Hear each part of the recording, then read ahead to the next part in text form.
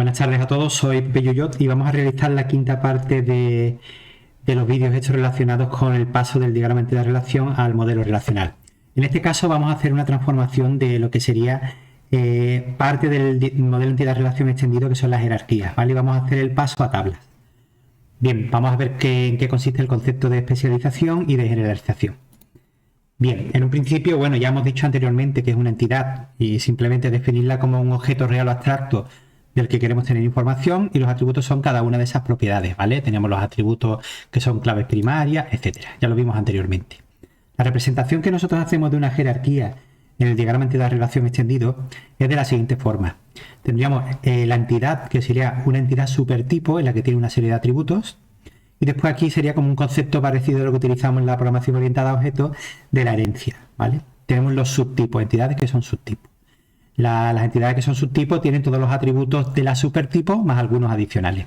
Ahora lo vamos a ver la notación que se utiliza y vamos a ver ese concepto de generalización y especialización.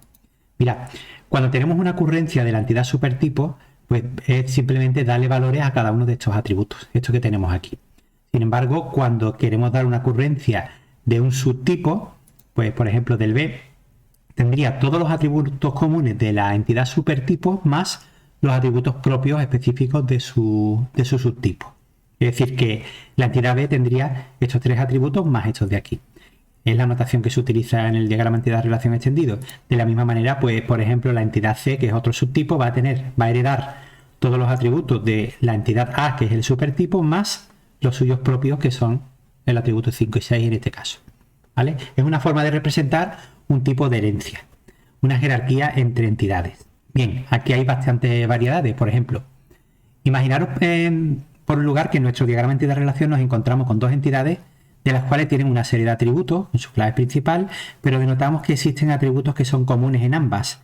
Entonces, el proceso de coger todos esos atributos comunes y englobarlo en una nueva entidad es lo que nosotros llamamos, por ejemplo, aquí hemos detectado que estos atributos pues son comunes en varias entidades. Pues a ese proceso de coger todos esos atributos comunes y ponerlo en una nueva entidad que la vamos a llamar supertipo, ese proceso se llama generalización, ¿vale? Entonces tendríamos esa jerarquía y lo denotaríamos así, igual que antes. Por ejemplo, tendríamos una entidad A supertipo con estos atributos comunes, y cada uno de los subtipos pues tendrán todos los de la entidad supertipo más los propios suyos, ¿vale? El proceso ese que hemos hecho se llama una generalización. Cuando en un diagrama de entidad de relación pues nos encontramos esas circunstancias. Después tenemos el paso contrario, el caso en el que nos encontremos una entidad con una serie de atributos y podemos diferenciar pues unas subentidades con una serie de atributos u con otros. Entonces aquí haríamos el proceso de especialización, es decir, dividir esa entidad en otras entidades más pequeñas, no más pequeñas, sino que con unos atributos diferentes. Entonces la forma de representarlo es exactamente la misma, lo mismo que hemos hecho anteriormente. La entidad A tiene estos atributos y la B, por ejemplo, tendría estos tres más este. La diferencia es cómo hemos hecho el proceso. Si partimos de la entidad supertipo y lo dividimos y lo desglosamos en estas dos, pues lo que nosotros llamamos especialización. El paso contrario que hemos visto antes es la generalización. Bien, cuando tengamos nosotros en un diagrama de entidad de relación esta forma de representarlo, pues podemos tener distintas casuísticas. Por ejemplo, decimos que una jerarquía es o bien total o parcial. ¿Cuándo? Pues lo llamamos que es parcial cuando una ocurrencia de supertipo no tiene por qué estar en cualquiera de los subtipos que tengamos. Es decir, podemos tener aquí un registro, una ocurrencia en A que no esté ni en B ni en C. Eso sería una jerarquía parcial. Sin embargo, se denota una jerarquía total y lo denotamos aquí con un circulito. Por norma general, cuando cualquier ocurrencia del supertipo pues va a pertenecer a alguno de los subtipos. Es decir, una ocurrencia de A o va a ser también ocurrencia de B o va a ser también ocurrencia de C, ¿vale? Es decir, que está cubierta. Todos los registros que nosotros metamos en un futuro en esta tabla va a pertenecer también a la tabla B y a la tabla C. Va a ser uno de los dos subtipos. Eso significa total. Y después tenemos por otro lado con solapamiento o exclusiva. Con solapamiento significa que una ocurrencia de la entidad supertipo puede estar en varios subtipos a la vez. Todo esto lo vamos a ver después en un ejemplo, ¿vale? Y exclusiva significa, y se denota de esta manera, que cualquier ocurrencia de la supertipo o bien está en uno o bien está en otro, pero no puede estar en los dos simultáneamente. Eso es exclusiva. Bien, entonces tenemos las distintas combinaciones. Por ejemplo, si nos encontramos un diagrama de entidad relación extendido que tiene esta notación, nos está indicando que es una jerarquía total y exclusiva, lo que significa que todo supertipo va a estar en uno de los subtipos, por eso tenemos total, y también por esta exclusividad nos está indicando que o bien es del subtipo B o del subtipo C, pero no pueden ser B y C simultáneamente, ¿vale? Esas son las notaciones. Y tenemos 4 combinaciones diferentes. Bien, ¿cómo transformamos nosotros, independientemente que sea total, parcial, exclusiva, con solapamiento, una jerarquía al modelo relacional? ¿Cómo hacemos el paso a tabla? Pues tenemos 3 opciones diferentes. La primera opción sería, todo tiene su... Hay veces que lo podemos aplicar, hay veces que no, dependiendo de cómo estén relacionadas estas entidades. Si están relacionadas con otras, si no tienen relación, si es una jerarquía total, ahora lo vemos. Por ejemplo, la primera opción sería generar una única tabla. Es decir, aunque tengamos este desglose de entidades, pues vamos a generar una tabla con todos los atributos comunes, ¿vale? ¿Qué ocurriría? Pues que cuando nosotros tuviéramos únicamente un registro que pertenece al supertipo A y no pertenezca a los otros 2 subtipos, por ejemplo, ¿vale? Lo denota aquí, los únicos atributos que rellenaríamos serían el atributo 1, el 2 y el 3, que serían estos de aquí. Los demás, pues lo tendríamos que meter como nulo. Esto es si optamos por una única tabla. Sin embargo, si tuviéramos una ocurrencia de la entidad B, del subtipo, pues tendríamos todos los atributos comunes rellenos, que eso siempre, porque son comunes las dos, más el atributo 4, que es el propio de esta entidad. Y los otros 2, pues lo tendríamos que declarar, o sea, le tendríamos que dar el valor de nulo. De la misma manera, tendríamos que darle de nulo cuando estamos rellenando la del tipo C, ¿vale? En este caso. ¿Qué ocurre? Que llevar un control de nulos cuando pertenece a una entidad o a otra, pues la verdad es que es un poco rollo y es difícil de controlar, porque esto da bastante pie a que en un futuro metamos datos incoherentes o que no sean correctos. Por ejemplo, imaginaros una casuística. Imaginaros, por ejemplo, que esta relación subtipo, pues está relacionada con otra. ¿Qué ocurría? Si estamos relacionando, por ejemplo, si aquí tenemos, que te digo yo, personas y aquí tenemos un subtipo que sean alumnos y profesores con atributos distintos aquí abajo, pues si estamos relacionando los alumnos con otra entidad, pues ¿cómo los relacionaríamos si todos estos datos, si en esta tabla tuviéramos metido tanto a las personas como los profesores como los alumnos? Pues sería difícil de controlar. Tendríamos que hacer un control de nulo, lo cual no es productivo. Daría muchísimo pie a errores. Entonces, igual esta opción 1, hay veces que no es conveniente pues transformarlo de esta manera, ¿vale? Porque tenemos que hacer un excesivo control de nulo. Bien, la segunda opción de todo este tipo de transformaciones pues sería generar 2 tablas, una para cada uno de los subtipos. Es decir, la tabla B, que sería esta de aquí, tendría todos los atributos comunes del supertipo más los propios del B, como lo veis aquí. Y la C pues tendría todos los atributos comunes del supertipo más los atributos del C, que lo tendríamos aquí. ¿Qué ocurre? Que esto no siempre es posible. Imaginaros, por ejemplo, que la jerarquía no fuera parcial. Os recuerdo que una jerarquía parcial significa que existen ocurrencias de la entidad supertipo que no están en ninguno de los subtipos. Si fuera total, sería que una ocurrencia de A o está en B o está en C o en ambas, pero siempre está aquí abajo. Entonces, al ser parcial, que no es total, existen ocurrencias de A que aquí no están. Si fue dado ese caso, ¿en qué tabla lo metemos? Porque ni esta ocurrencia, o sea, si solamente está aquí, ni está en B ni está en C, entonces no habría manera de que lo metemos, en una sí, en otra no. Pues en este caso esto no sería aplicable. Cuando no fuera total, pues esta no es una buena opción, ¿vale? No podemos incluir registros que solamente estén en A, o lo incluimos en los que están en B o los que están en C, pero no en A. Si fuera total ya sería otra cosa. Y también, por ejemplo, vamos a ver ahora la tercera opción, que quizás sea la más común a la hora de transformarlo, que es cuando generamos una tabla para cada uno de las entidades, ya sea supertipo o subtipo, ¿vale? Generaríamos una tabla para A, donde tendría todos los atributos que tiene la entidad supertipo, en este caso la clave y sus 2 atributos. Después generaríamos otra tabla para B y otra tabla para C. B tiene todos estos atributos comunes, como sabéis, todos los de A más el B. Y el C tendría todos los de A más el C. Tendríamos esto. ¿Qué ocurre? Que a la hora de relacionar estas tablas y para no tener redundancia de datos, para no hacer repeticiones de datos, pues lo habitual es que nosotros eliminemos esta información y utilicemos la integridad referencial, ¿vale? De esta manera, indicando cuando estemos metiendo los datos de B, o sea, lo vamos a ver ahora mejor con un ejemplo que lo he querido sombrear para que veáis. Aquí las claves hechas vamos a declarar también como claves ajenas con respecto a la tabla del supertipo, como veis aquí. De tal manera que si nosotros, por ejemplo, quisiéramos meter datos únicamente en la tabla A, es decir, que solamente pertenezcan al supertipo y ninguno de los subtipos, pues únicamente lo meteríamos en un futuro en esta tabla.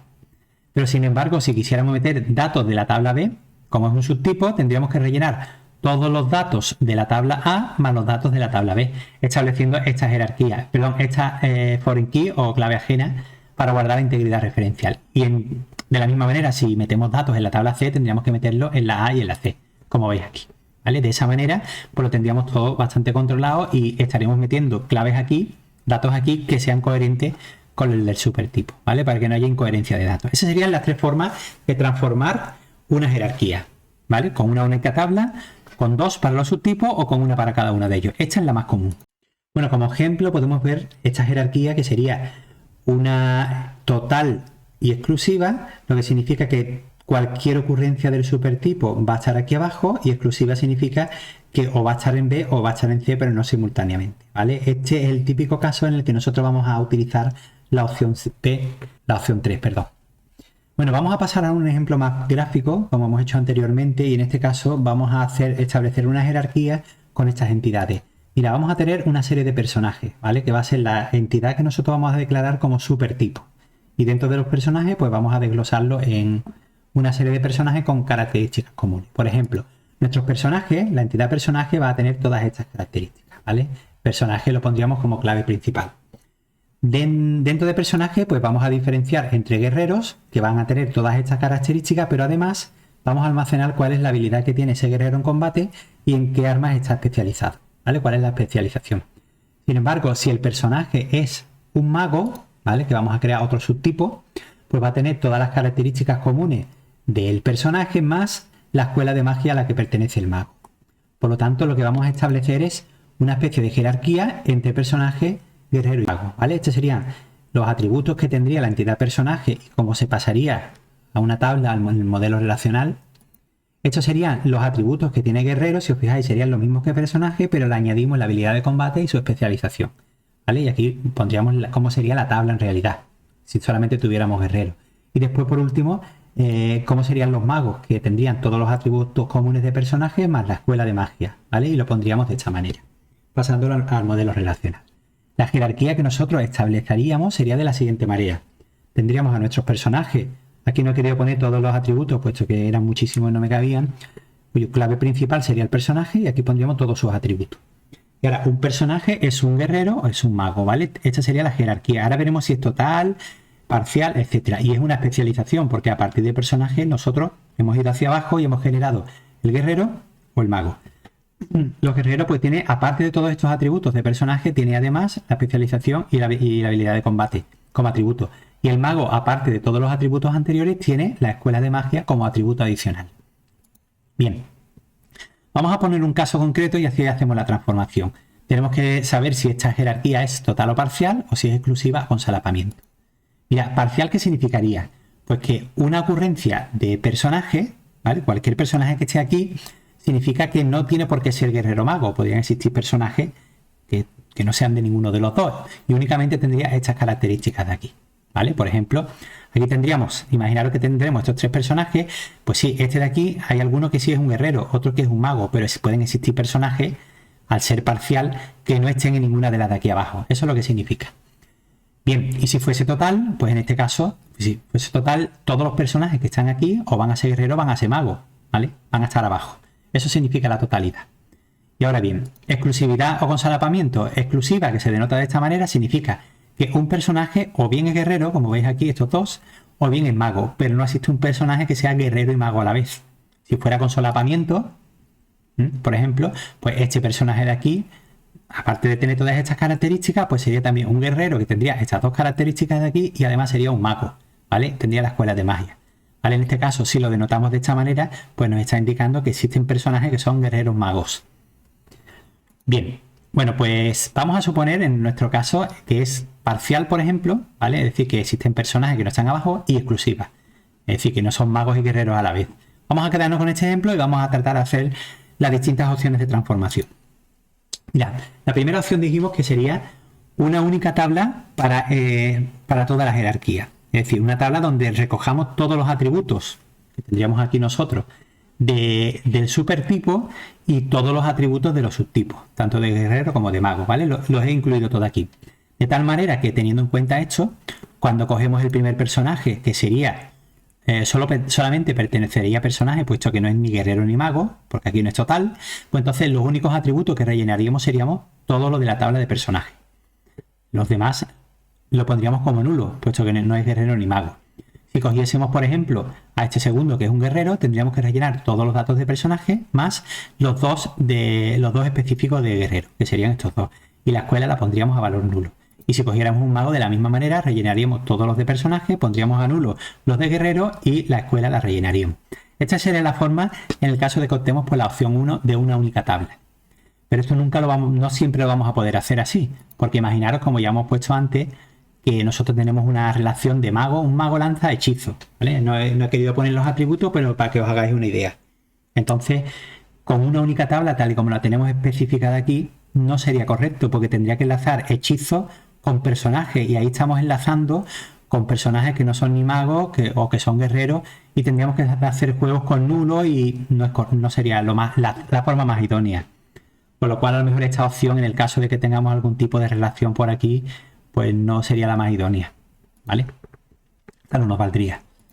Bien, vamos a ver si lo rellenamos todo. ¿Qué ocurriría en esta misma opción? Si lo rellenamos todo, pues estaríamos diciendo que el guerrero es mago y, o sea, daría pie a error. Fijaros, porque un personaje le podemos decir que es guerrero y mago a la vez, cuando estamos diciendo aquí que esto es exclusivo, es decir, que no puede ser guerrero y mago a la vez, porque esto también estaría mal, no sería una opción correcta, ¿vale? Depende de lo que nosotros queramos implementar.